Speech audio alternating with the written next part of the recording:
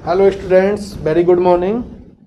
तो my self Vishnu Soni, ऊ science academy online platform पर आपका वेलकम। तो बेटा हम लोगों ने लास्ट जो टॉपिक स्टार्ट किया था, आप लोगों ने देखा था पॉलिनेशन, परागन हम लोगों ने डिस्कस किया था। परागन के अंदर हम लोगों ने बेटा समझा था परागन क्या होता है। तो परागकोश से परागकणों का जायांकी वर्तिकाग्र तक स्थानांतरण होता है, ट्रांसफर होता है, जो हम लोगों ने 2 टाइप से देखा था, एक स्वयं परागन के रूप में और एक पर परागन के रूप में। स्वयं परागन की क्रिया एक ही पादप के अंदर संपन्न होती है, एक ही पादप के एक ही पुष्प में हो सकती है या एक ही पादप के 2 भिन्न पुष्पों के मध्य में हो सकती है। पर परागन की जो प्रोसेस है वो समान जाति के 2 भिन्न पादपों के मध्य या 2 भिन्न पादपों के पुष्पों के मध्य संपन्न होती है और उसको हम लोगों ने जीनोगेमी के नाम से भी इंडिकेट किया था। स्वयं परागन के अंदर हम लोगों ने स्वयं युग्मन और सजाति पुष्पी परागन डिस्कस किए थे। एक पादप के एक पुष्प में संपन्न हो, एक पादप के 2 भिन्न पुष्पों के अंदर संपन्न हो तो उसे सजाति पुष्पी परागन ज़ैंटेनोगेमी कहा जाता है। इस तरह से हम लोगों ने बेटा ये लास्ट टॉपिक डिस्कस किया था। आगे कंटिन्यूटी में हम लोग नेक्स्ट इसी का पार्ट डिस्कस करते हैं कि पॉलिनेशन की जो प्रोसेस होती है बेटा, उस पॉलिनेशन की प्रोसेस के लिए प्लांट के अंदर क्या क्या अडेप्टेशन होनी चाहिए, क्या अडेप्टेशन उसके अंदर रिक्वायर्ड है, तो वो हम लोग रिक्वायरमेंट यहाँ पर बात करते हैं। तो परागन के अनुकूलन, हेडिंग क्या मेंशन करोगे, परागन के अनुकूलन।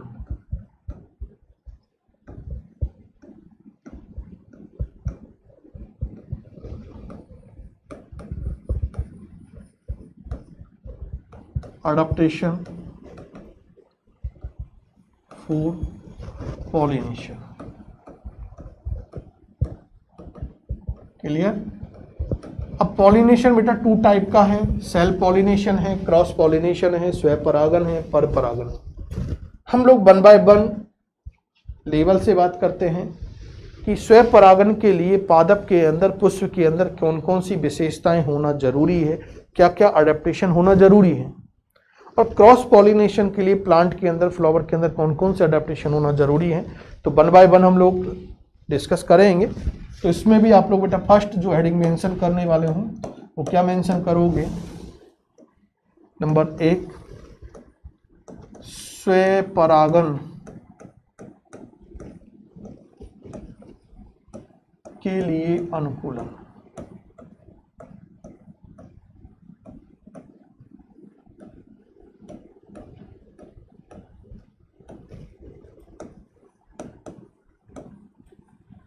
adaptation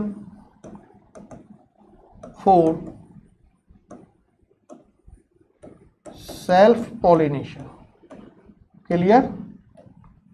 तो किसी भी पादप के अंदर, किसी भी पुष्प के अंदर बेटा जब परागन की क्रिया होगी और परागन में भी स्वयं परागन होगा तो उसके लिए उस प्लांट के अंदर, उस फ्लावर के अंदर ये निम्नलिखित अनुकूलन या विशेषताएं होना जरूरी है। फर्स्ट विशेषता, फर्स्ट अडेप्टेशन उस प्लांट के अंदर, उस फ्लावर के अंदर क्या होना चाहिए, वो है बेटा आप लोगों के द्विलिंगिता।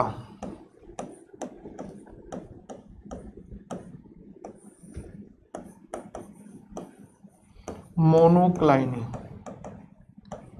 इसको समझने के लिए बेटा हम लोग पहले एक कंसेप्ट को माइंड में बनाए, जो हम लोगों ने प्रीवियस वीडियोज के अंदर लेसन नंबर 1 जो जीवों में जनन हम लोगों ने टॉपिक डिस्कस किया था, वहां हम लोगों ने एक टॉपिक डिस्कस किया था जीवों में लैंगिकता, सेक्सुअलिटी इन ऑर्गेनिज्म। वहां से कंसेप्ट बेटा आप लोगों के अडेप्टेशन में आने वाले हैं।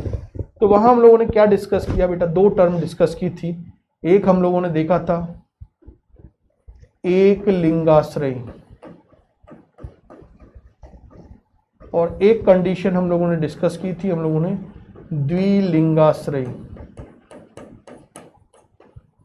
या उभय लिंगाश्रय।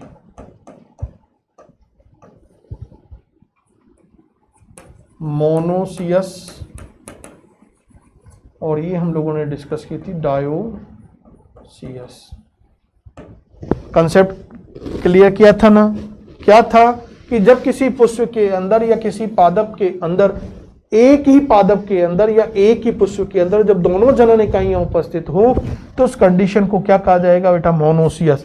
द्वि यानी 2, लिंग यानी लिंग, आश्रय यानी उपस्थित हों, जब एक पादप के अंदर या एक पुष्प के अंदर दोनों ही जनन इकाइयां उपस्थित हो तो उसे क्या कहा जाएगा? द्विलिंगाश्रयी।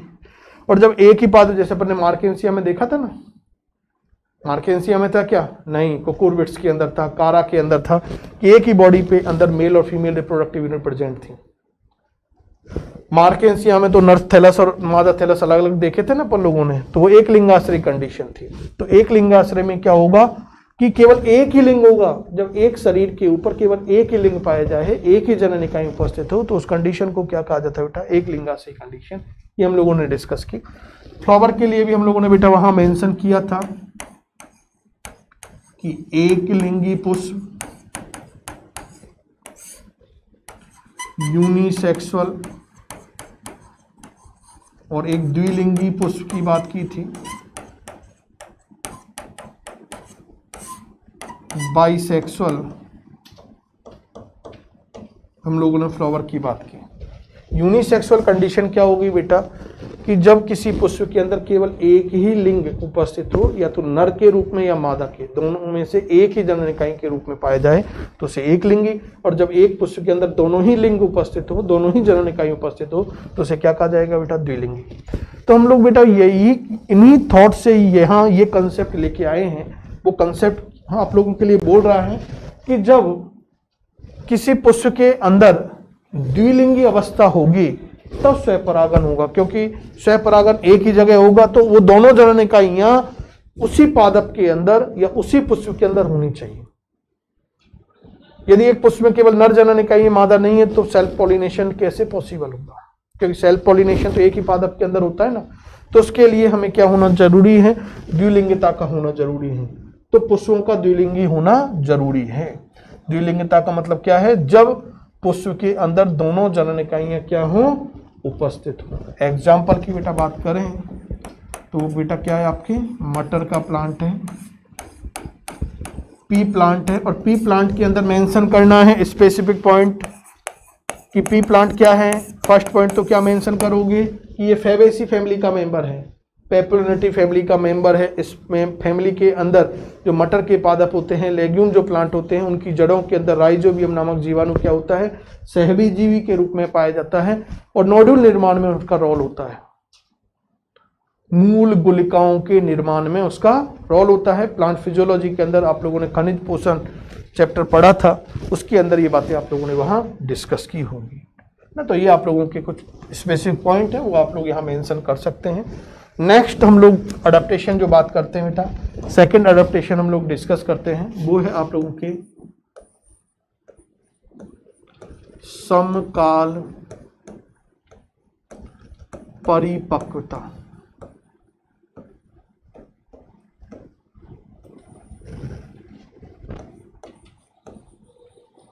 होमोगेमी।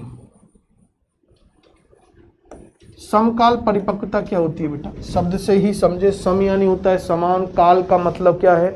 समय के लिए यूज किया है। काल एक तो समय के लिए यूज करते हैं, मृत्यु के लिए भी यूज करते हैं। बोलते हो ना आप लोग तेरा काल आ रहा है क्या, तो मृत्यु के लिए यूज किया गया है। और परिपक्वता का मतलब परिपक्व होना। तो यहाँ क्या बात की जा रही है? जब किसी पुष्प के अंदर जब दोनों ही इकाइयां जब एक पुष्प में होगी तब सेल्फ पॉलिनेशन होगा। तो जब दोनों जनन इकाइयां, नर जनन इकाई और मादा जनन इकाई एक ही समय में, एक समान समय में परिपक्व हो तो उस कंडीशन को क्या कहा जाता है? होमोगेमी कहा जाता है। तो जब नर एवं मादा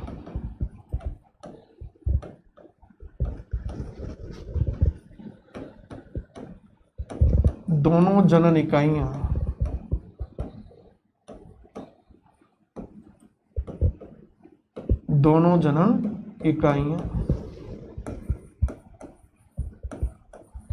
एक समान समय में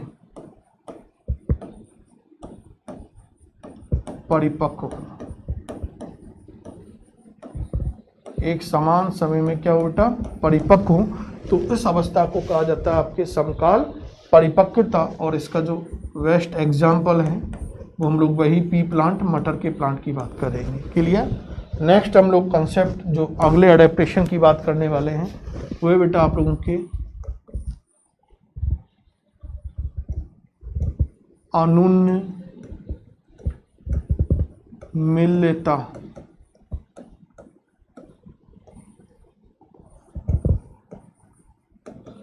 क्लस्टोगेमी अच्छा कंसेप्ट है बेटा, ये जनरली बोर्ड ने भी क्वेश्चन आपके आरबीएससी में पुटअप किया हुआ है। एक कंसेप्ट तो ये है और एक कंसेप्ट बेटा आप लोगों के क्या है, उन्मिलता है। उन्मिलता, एक अनुन्मिलता, एक उन्मिलता, चेस्मोगेमी, दोनों कंसेप्ट हैं। ये आपके क्रॉस पॉलिनेशन का अडेप्टेशन है, ये सेल्फ पॉलिनेशन का अडेप्टेशन। दोनों कंसेप्ट को एक जगह ही समझने की कोशिश करते हैं। देखो बेटा, चेस्मोगेमी को समझते हो तो चेस्मो में एक चेस का गेम आप लोगों ने नाम सुना होगा। तो चेस के गेम में क्या होता है बेटा, इस तरह से वो होता है ना आपके हार्ड बोर्ड, उस हार्ड बोर्ड पर इस तरह से कॉलम्स होते हैं, उन कॉलम के अंदर आप लोग गोटियों को रख देते हो, रखते रहते हो ना कि वो ओपन है या नहीं, रख जब भी तो रख सकते हैं। यदि वो बंद होता, पैक होता, तो क्या उसके अंदर वो गोटी पॉसिबल थी कि रखना, नहीं ना। तो इसका मतलब ये खुली के लिए यूज की जा रहा है, खुले के लिए यूज किया जा रहा है। बस यही बात कर रहे हैं कि जब फ्लावर सदैव क्या हों, खुले हों, तो ऐसे फ्लावरों को कहा जाता है उन्मिल पुष्प, और उनके अंदर जब परागन होगा उसको उन्मिलता कहा जाता है। और इसके अपोजिट जो क्लस्टो यूज किया गया बेटा, वो क्या किया गया है, बंद के लिए यूज किया गया है, क्लोइड के लिए यूज किया जा रहा है। तो जब पुष्प क्या हो, सदैव बंद हो, जब पुष्प सदैव क्या हो, बंद हो, तो उसे क्या कहा जाता है, क्लस्टोगेमी कहा जाता है। और ऐसे पुष्पों को क्लस्टोगेमस फ्लावर कहा जाता है, और ऐसे पुष्पों को कहा जाएगा चेस्मोगेमस फ्लावर। क्लियर? एग्जाम्पल की हम लोग बात करते हैं। Example are the very important for the level of NEET. NEET level पर एक अच्छा एग्जाम्पल है आपके, एक तो कॉमेलाइना,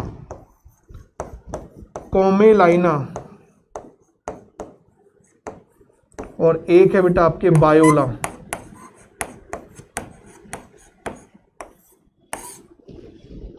कॉमेलाइना और बायोला इसके क्या हैं, बेस्ट एग्जाम्पल हैं, है ना। ऑक्जेलिस भी देख सकते हैं, ऑक्जेलिस भी इसका एग्जाम्पल हम लोग मेंशन कर सकते हैं। ऑक्जेलिस आदि के अंदर क्लस्टोगेमी कंडीशन प्रेजेंट होती है। क्लियर? आगे बढ़े। इसके बाद नेक्स्ट अडेप्टेशन हम लोग फोर्थ अडेप्टेशन की बात करें तो वो है बेटा आपके कलिका परागन।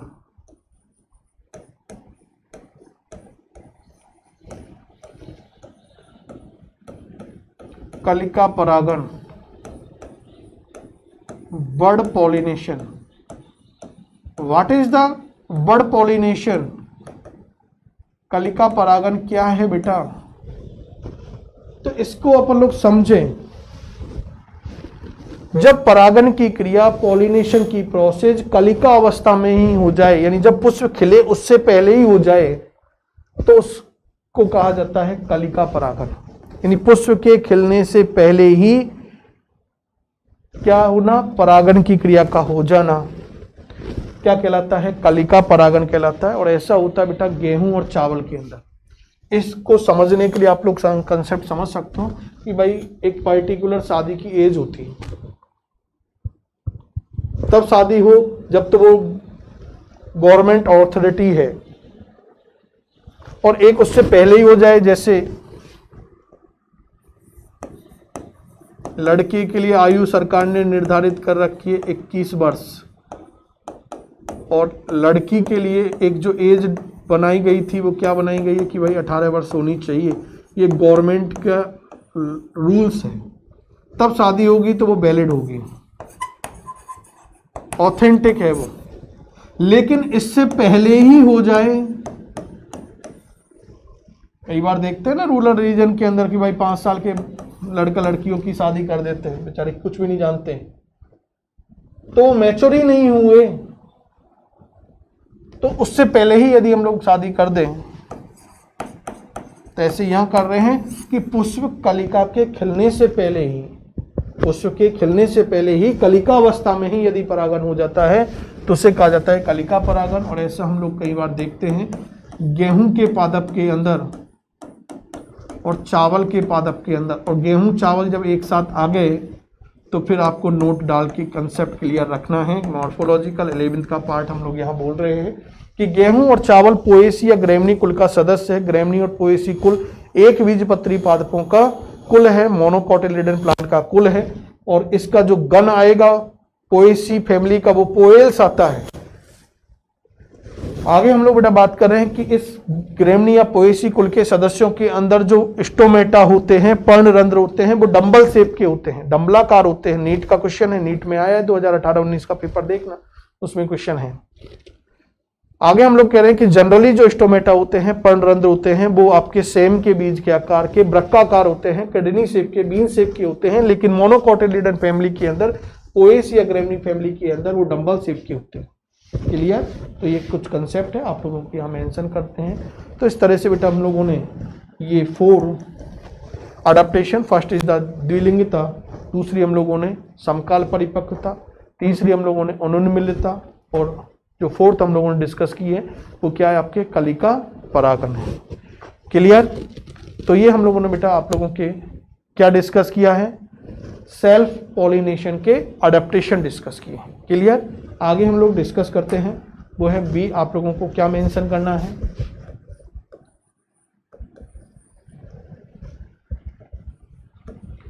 पर परागण के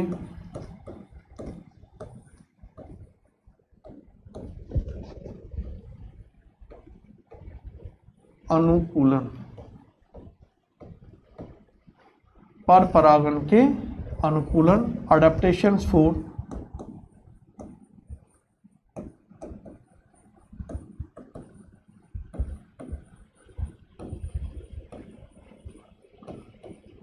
क्रॉस पॉलिनेशन। क्लियर? तो क्रॉस पॉलिनेशन के अडेप्टेशंस क्या हैं वो हम लोग यहाँ डिस्कस कर रहे हैं बेटा 1 by 1। फर्स्ट तो आप लोगों के जो अडेप्टेशन होना चाहिए वहां हम लोगों ने देखा था द्विलिंगिता, तो यहाँ हम लोगों के जस्ट अपोजिट आ जाएगा एक लिंगिता, यानी पुष्प का एक लिंगी होना जरूरी है। एक जननिकाई भी उपस्थित होगी एक पुष्प के अंदर, दोनों में से नर और मादा, और दूसरे पुष्प में यदि पहले में नर है दूसरे में मादा है तो पॉसिबल होगा क्रॉस पॉलिनेशन।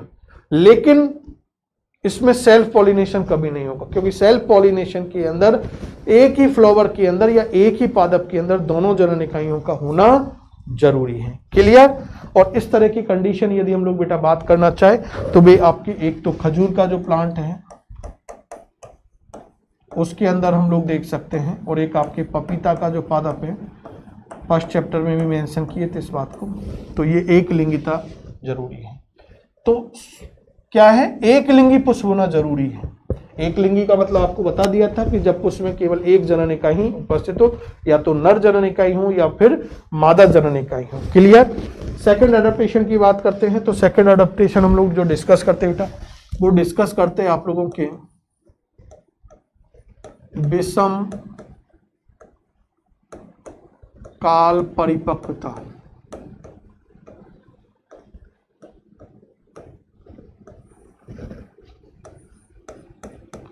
डाइकोगेमी, वहां हम लोगों ने स्वयं परागण के अनुकूलन के अंदर हम लोगों ने समकाल परिपक्वता डिस्कस की। यहाँ हम लोग विषम काल परिपक्वता डिस्कस कर रहे हैं। विषम का मतलब अलग अलग, काल का मतलब समय, परिपक्वता का मतलब परिपक्व होना। जब किसी पुष्प के अंदर नर जननिकाई और मादा जननिकाइयां दोनों अलग अलग समय परिपक्व हों तब क्रॉस पॉलिनेशन पॉसिबल है, हो सकता है। जब किसी पुष्प के अंदर पाए जाने वाली या किसी पादप के अंदर पाए जाने वाली नर और मादा जननिकाइयां अलग अलग समय परिपक्व हों तो उस घटना को क्या कहा जाता है, विषम काल परिपक्वता कहा जाता है।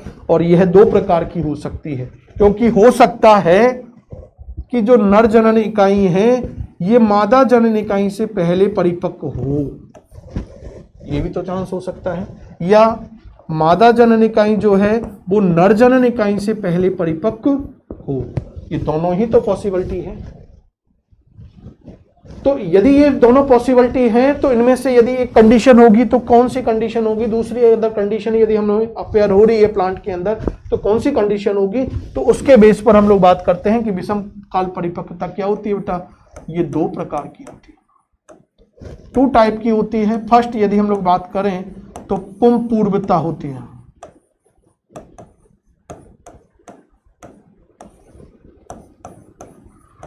प्रोटेंडरी, क्लियर। प्रो मीन्स होता है या पू मतलब होता है पूर्व के लिए, है ना, पूर्वता का मतलब पूर्व के लिए, और एंड्री मतलब होता है एंड्रोसियम, और एंड्रोसियम का मतलब क्या है, पुमंग, और पुमंग किसी पुष्प के अंदर नर जननिकाई होती है, मादा जननिकाई होती है, नर जननिकाई। और ये क्या आ रहा है, पूर्व यानी पहले आ रहा है ना, इसका मतलब जब किसी पुष्प के अंदर पाए जाने वाली नर जननिकाई मादा जननिकाई से पहले परिपक्व हो, यानी ये कंडीशन हो। जब किसी पुष्प के अंदर पाई जाने वाली नर जननिकाई मादा जननिकाई से पहले परिपक्व होगी तो उस कंडीशन को क्या कहा जाएगा बेटा, पूर्वता कहा जाता है। और ऐसा एग्जाम्पल हमें याद रखना है, एक तो साल्विया का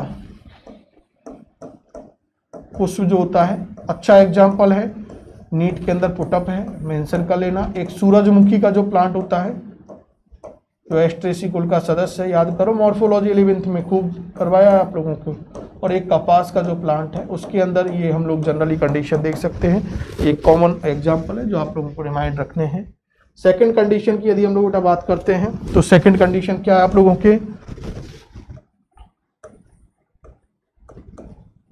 स्त्री पूर्वता।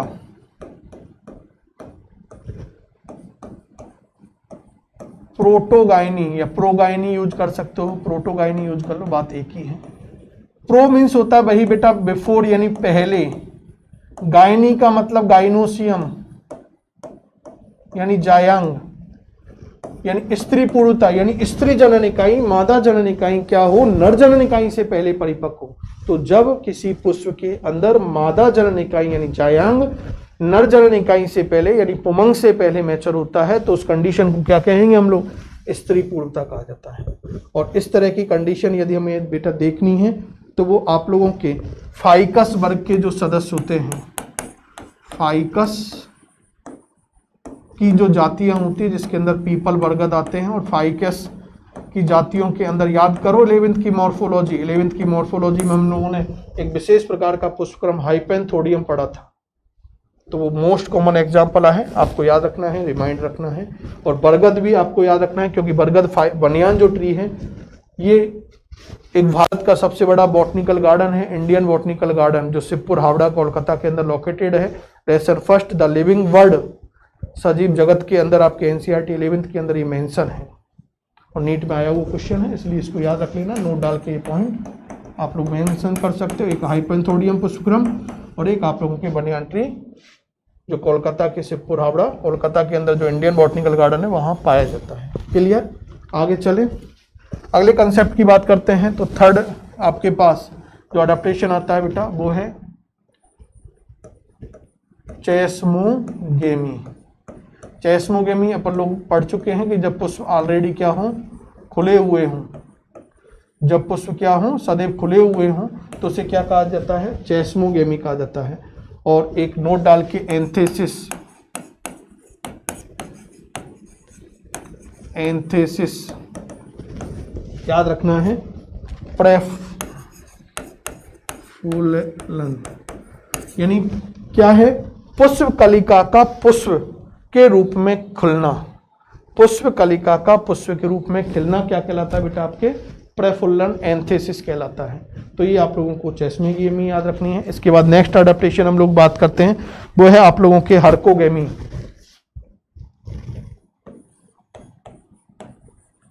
हर्कोगेमी, हर्कोगेमी क्या होती है बेटा, अवरुद्ध, हिंदी में और भी लिखो तो अवरुद्ध क्या है बेटा आप लोगों की, अवरुद्ध परागणता यानी परागण का अवरुद्ध हो जाना, रुकना। कैसे होगा इसको समझते हैं कि ये आप लोगों के बेटा पुंकेसर वाला भाग है। जब इस पुंकेसर वाले भाग को देखेंगे तो ये पुतंतु होगा, ये पराग कोश होता है। पराग कोश के अंदर क्या होता है, पाउडरी कणों का निर्माण होता है, पराग कणों का निर्माण होता है। और ये जो पराग कण फिर आप लोगों के परागण की क्रिया के अंदर इस तरह से कहाँ जाते हैं, ये वर्तिकाग्र वाला भाग है, ये वर्तिका वाला भाग है, और निचला आधार ये फूला हुआ भाग हम लोगों ने देखा था ये अंडा से होता है। तो सामान्यतः परागण की क्रिया के अंदर पराग कोश से परागकण जायंकी वर्तिकाग्र तक जाते हैं। लेकिन यदि ये यहाँ तक स्थानांतरित नहीं हो पाए, क्योंकि बीच में ही कोई मॉर्फोलॉजिकल बैरियर आ जाए, आकार की अवरोध आ जाए, तो आकार के अवरोध के आ जाने के कारण ये जायंगी वर्तिकाग्र तक स्थानांतरित नहीं हो पाते, तो इस कंडीशन को ही अवरुद्ध परागणता कहा जाता है। तो इस तरह की कंडीशन अपन लोग, एक तो ग्लोरियोसा,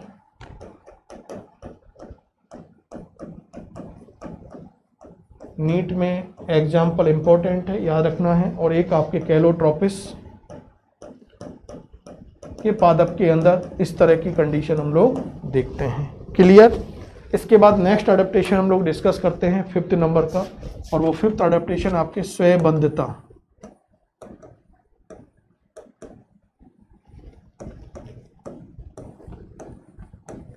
सेल्फ स्टेरिलिटी क्या होगा बेटा ये, या सेल्फ इनकम्प्लेबिलिटी क्या होती है, तो स्व अनिश्चित जनता क्या होगी। तो वही कंसेप्ट ये आप लोगों के पुंकेसर है, पुंकेसर के अंदर परागकोश है, पुतंतु है, ये परागकण है, यही वही आप लोगों के जायांग की एक इकाई अंडप या स्त्री केसर की संरचना है, यही वही वर्तिकाग्र वाला भाग है। सामान्यतः परागण की क्रिया में क्या होता है कि परागकोश से परागकण जायांग की वर्तिकाग्र तक स्थानांतरित होते हैं, और यहाँ जाके इन परागकणों का क्या होता है, अंकुरण होता है। लेकिन स्वयंबद्धता के अंदर क्या होगा कि परागकोश से परागकण जायांगी वर्तिकाग्र तक तो स्थानांतरित हो जाएंगे, लेकिन वहां जाके ये अंकुरित नहीं हो पाते हैं, जर्मिनेट नहीं हो पाते हैं, क्योंकि आनुवांशिक अवरोध आ जाता है, जेनेटिकल बैरियर वहां पर क्रिएट हो जाता है। तो इस कंडीशन को हम लोग बोलते हैं स्वयंबद्धता, कि जब परागकोश से परागकण जायांगी वर्तिकाग्र तक तो स्थानांतरित हो जाते हैं, लेकिन वर्तिकाग्र पर उनका अंकुरण नहीं हो पाता, क्योंकि आनुवांशिक अवरोध उत्पन्न हो जाता है, और इस घटना को स्वयंबद्धता कहा जाता है। और it is the adaptation for the cross pollination. और ये क्रॉस पॉलिनेशन का क्या है बेटा, अडेप्टेशन है। यदि एग्जाम्पल की बात करें तो पिट्यूनिया, चाय, ऑर्किड के प्लांट के अंदर ऐसा होता है।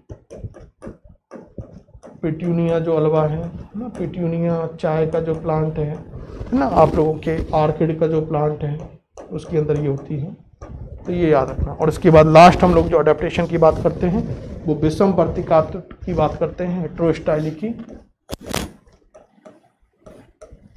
विषम वर्तिकाग्र,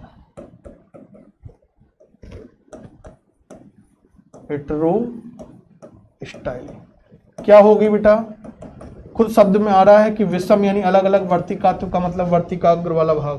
तो इसमें जो लंबाई है वो अलग अलग होगी। किसी पुष्प के अंदर जब वर्तिका और वर्तिकाग्र वाले भाग की लंबाई में क्या हो, अंतर हो, अलग अलग हो, या तो वर्तिका वाला भाग छोटा हो, वर्तिकाग्र बड़ी हो, तो उस कंडीशन को विषम वर्तिकाग्र कहा जाता है। और इसके आधार पर जो पुष्प होते हैं वो दो प्रकार के होते हैं, एक तो होते हैं पिन आइड फ्लावर और एक होते हैं थम आइड फ्लावर, है ना। तो ये याद रखने बेटा आप लोगों को, बाकी का इसके अंदर कुछ नहीं है। तो ये आपको जनरली कंसेप्ट थे कि एक क्रॉस पॉलिनेशन और जो आपके सेल्फ पॉलिनेशन उसके अंदर क्या क्या अडेप्टेशन होते हैं। Thank you, good bye.